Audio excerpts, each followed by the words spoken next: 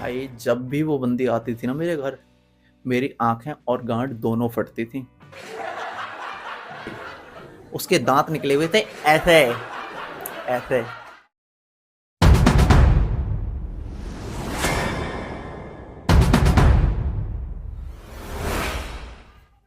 Hello everyone, RV के show में एक और बार आप सभी का स्वागत है। तो दोस्तों, आज हम इस शो में बात करने वाले हैं मेरी बंदी की। हाँ जी हाँ, एक्चुअली मेरी बंदी की बात हम इसलिए कर रहे हैं क्योंकि ये बहुत ही ज़्यादा सेंसिटिव टॉपिक है और हम सबको पता है कि सेंसिटिव टॉपिक में कितना ज़्यादा कॉमेडी होता है। So let's begin the topic, मेरी बंदी। सो टाइटल यही है वीडियो का। So let's start now. तो होता ये है कि मैं मतलब कि राज भाई बहुत ही ज़्यादा गरीब परिवार से हूँ। मेरे घर वालों ने पूरी ज़मीन जायदाद सोना सब कुछ गिरवी रखने के बाद मेरे को पढ़ने के लिए भेजा। गांव से बड़ी दूर, इतनी दूर क्या बताऊँ, बहुत बड़ी जगह थी और बहुत ही ज़्यादा खूबसूरत जगह थी।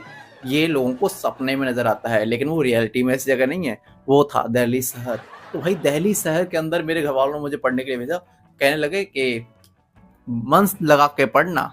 तो भाई बात यहाँ से शुरुआत होती है कि मेरे पापा ने 12th के बाद मेरे से पूछा, क्या करना चाहते हो? तो मैंने पापा से बोला कि पापा मैं ना बस पढ़ना चाहता हूँ। तो मैंने जो बोला था वो था पढ़ना, मतलब कहीं पे भी पढ़ जाना। तो उन्होंने समझा पढ़ना। अब पढ़ना उन्होंने समझ लिया तो कहने लगे तू टेंशन न ले, मैं तेरा इंतजाम करता। उन्होंने मेरे को दिल्ली भेज दिया। अब भाई दिल्ली पहुंचने के बाद जो मेरी हालत हुई, मैं बस पढ़ रहा हूँ। मैं कहीं पे भी पढ़ रहा हूँ, मैं घर में पढ़ रहा हूँ, मैं बाहर पढ़ रहा हूँ, मैं रूम में पढ़ रहा हूँ, मैं किचन में पढ़ रहा हूँ, मैं कैफेटेरिया में पढ़ रहा हूँ, मैं लेटरिन में पढ़ा हूँ। हर जगह मैं बस पढ़ा हुआ ही था। और यहाँ पे हमारे भाई की लव स्टोरी स्टार्ट होती है। यहाँ पे होता है ये कि भाई मैं रहता था प्राइवेट हॉस्टल में। सो हाँ, सभी प्राइवेट हॉस्टल में ही रहते हैं। तो मैं रहता था प्राइवेट हॉस्टल में और वहाँ पे मैं जो हूँ सेकंड फ्लोर थर्ड फ्लोर पे रहता था, ठीक है, टॉप फ्लोर पे। मतलब कि भाई टॉप फ्लोर पे वहाँ पे मैंने कुछ नया देखा, कुछ ऐसा देखा जिसके बाद मेरा पढ़ना बंद हो गया। मतलब कि मैंने एक लड़की देखी भाई, वो इतनी खूबसूरत लड़की थी, इतनी ज़्यादा खूबसूरत लड़की मैंने ज़िंदगी में कभी नहीं देखी। लेकिन आने वाले टाइम में बहुत देखने वाला था, लेकिन अब तक नहीं देखी थी। तो मैंने सोचा कि क्यों ना इस लड़की को पटाया जाए। अब पटाना इतना आसान नहीं था मेरे लिए, लेकिन फिर भी मैंने कोशिश की और मैंने बहुत ही ज़्यादा कोशिश की। मैं हर रोज़ टाइम लगा के वहीं पे खड़ा होता कि हाँ भाई बंदी दिखेगी, आएगी, बात करेंगे, दिखेगी, आएगी, बात करेंगे। 3 दिन, 4 दिन, 5 दिन। अब एक दिन मैंने हिम्मत जुटाई और मैंने ना बड़ा सा पोस्टर लिया, उस पे लिखा हाय देयर, और ऐसे करके खड़ा हो गया छत पे। अब सामने वही बंदी सामने नजर आई मेरे को और मैंने हाय देयर। और पढ़ने के बाद ना लड़की थोड़ी सी शर्माई, थोड़ी सी शर्माने के बाद उसने मेरे को इशारा किया।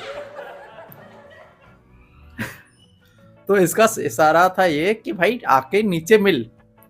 तो मैं समझ गया कि हाँ भाई बंदी बुला रही है। अब मेरे दिल के अरमान जो है खिलने लगे और मन में आया कि भाई आज मेरी बात बन जाएगी, अब तो बंदी पटा लेंगे हम।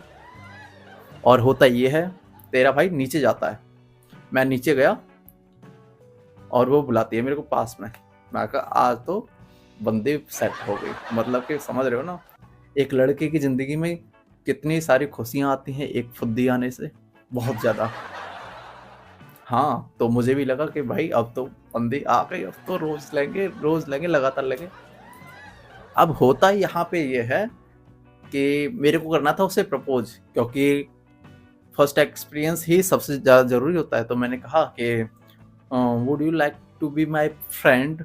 तो उस टाइम पहली बार था। तो मुझे लगा कि भैंचो अंग्रेजी मैंने बहुत ज़्यादा रद्द बोल दिया। अब वो 1 मिनट के लिए सोची और बोली कि फ्रेंडशिप तो सब कुछ ठीक है, लेकिन एक रात का 10,000 लूंगी। अब ये सुनने के बाद मेरी जो हालात, जज्बात, वक्त सब कुछ दफन हो गया मेरे ही दिल में। मतलब कि ये सुनने के बाद मुझे एक्सपेक्टेशन ही नहीं थी कि पड़ रही थी बरसात, हो रही थी ठंडी, जिसे बनाना था बंदी वो निकली रंडी। ऐसे कैसे? लेकिन मैंने सारे जज्बात हालात इकट्ठे किए, समेटे, और उसके बाद मैंने जैसे तैसे करके कि चलो ठीक है, बस मैं अपने आप को संभालता गया और टाइम गुजर गया। और मंथ के एंड में मैंने अपने पापा को कॉल की, कहा कि पापा कॉलेज में ना एक्स्ट्रा करिकुलम एक्टिविटी थी, तो वहाँ पे ना मेरे 10,000 रुपये लग गए थे, तो क्या आप जो है 10,000 एक्स्ट्रा भेज दोगे कॉलेज के खर्चे के लिए? और यहाँ पे बात खत्म नहीं होती है। मेरी लव स्टोरी की शुरुआत एक और हुई इसके बाद, क्योंकि ये लव स्टोरी कोई खास लव स्टोरी नहीं रही, लेकिन एक बात मैं आपको बता देता हूँ, जो मेरी लाइफ में बंदी रही है, बंदी कोई ना वो नहीं है, मतलब कि कोई डेडिकेटेड बंदी नहीं है। बंदी एक डेजिग्नेशन है मेरी लाइफ में, जहाँ पे लड़कियाँ चेंज होती हैं लेकिन बंदी वही रहती है। बस बंदी की डेजिग्नेशन पे ही लड़कियाँ चेंज होती हैं, कभी ये बंदी, कभी वो बंदी, कभी उसके बाद वो बंदी, इस तरह से। तो यहाँ पे जब मेरी नेक्स्ट बंदी बनी, भाई उसकी तो मैं क्या ही बात करूँ, मेरा दिल आज भी उस चीज़ को लेके थोड़ा थोड़ा सदमे में है। तो होता ही है कि मैंने एक लड़की देखी, और बड़ी सुशील लड़की, बिल्कुल शांत शांत चुप चुप रहती थी, मतलब कि मुस्कुराती थी, हंसती भी नहीं थी ठीक से, इतनी ज़्यादा साय थी, साय। तो मैंने उसे फ्रेंड रिक्वेस्ट भेजी, फ्रेंड रिक्वेस्ट पे थोड़ी बहुत बात हुई, धीरे धीरे करके बात हुई, फिर मैंने उससे व्हाट्सएप नंबर मांग लिया।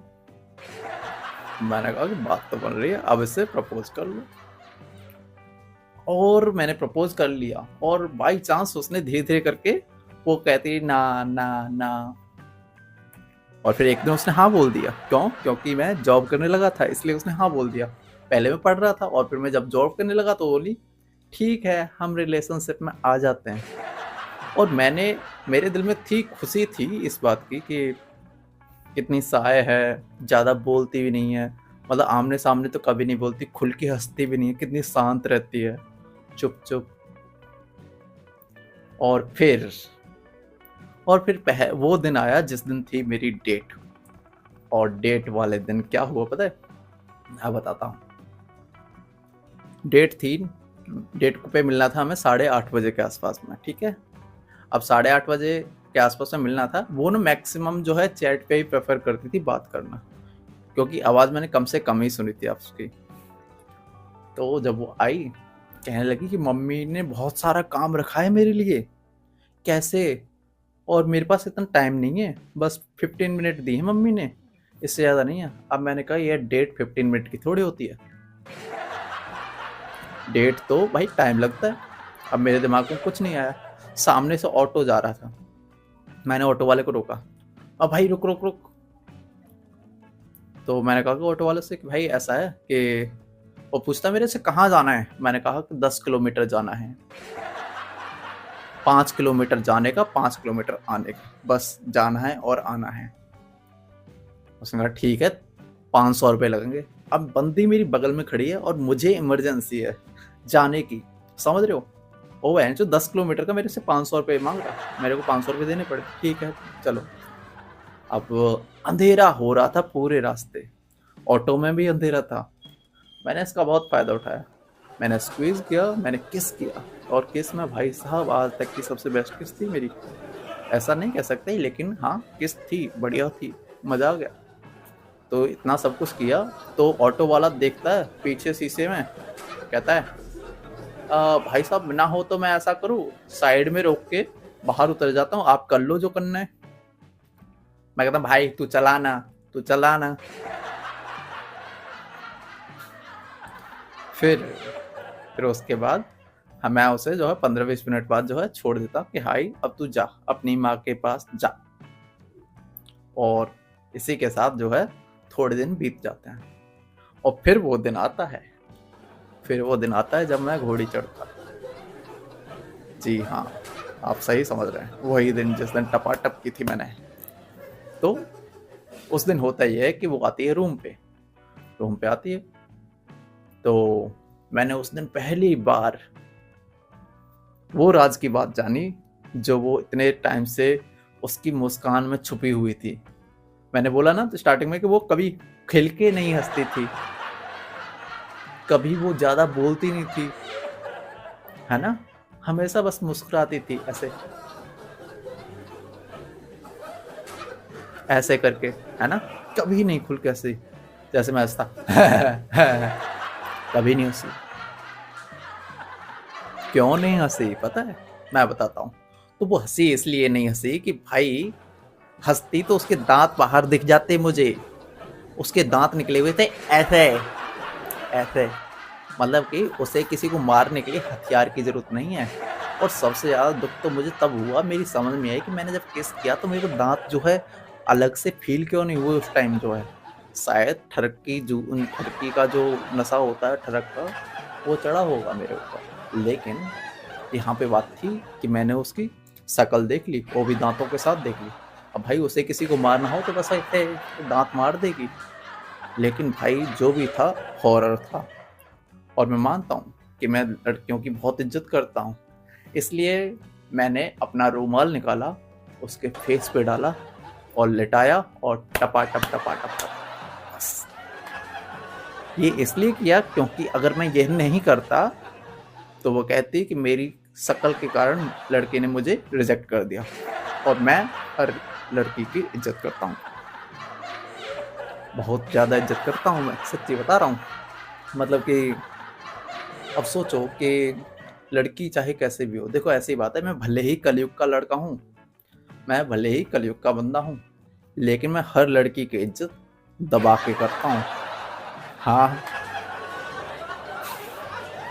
तो अब सोचो कि क्या तुम्हारी कभी बंदी क्या तुम्हारी बंदी जो है तुम्हारी कभी किसी रिश्तेदारी में बनी है? ऐसे कभी भैया के साथ, भैया की साली, ऐसी कोई रिश्तेदारी नहीं, वो भी ऐसी क्लोज वाली रिश्तेदारी में मेरी बनी थी बंदी। और भाई जब भी वो बंदी आती थी ना मेरे घर, मेरी आंखें और गांठ दोनों फटती थी। अब पूछो क्यों फटती थी, मैं बताता हूँ। भाई आंखें इसलिए फटती थी क्योंकि उसका सामान बहुत बड़ा था, और गांठ इसलिए फटती थी कि बाप ने देख लिया ना, पापा ने देख लिया तो मेरी गांठ फाड़ देंगे, इसलिए। और एक दिन वो आया जिस दिन मैंने रिश्तेदारी की लड़की को पेल दिया, यानी कि बजाया और अच्छे से बचाया। तो सोचो, बताओ मैं क्या कर रहा था, मैं रिश्तों में छुदाई कर रहा था। और इसी के साथ हमारी आज की कुछ स्टोरियां हैं, लेकिन मैं आपको एक और जोक सुनाता हूँ जाते जाते। तो जोक ये है, जोक क्या, ये शायरी है, मैं बताता हूँ कि सपना सपना को देखकर स्वप्न दोष हो गया, सपना भी बच गई और संतोष भी हो गया। सो जैसी भी ये वीडियो लगी आपको, मुझे कमेंट में जरूर बताएं कैसी लगी आपको ये वीडियो। हालांकि नेक्स्ट वीडियो आती रहेगी, आप चैनल को सब्सक्राइब कर लो अगर अच्छी लगी वीडियो। सो मिलते हैं नेक्स्ट वीडियो में, तब तक के लिए इंस्टाग्राम पे फॉलो करना मत भूलना। मिलते हैं, बाय बाय।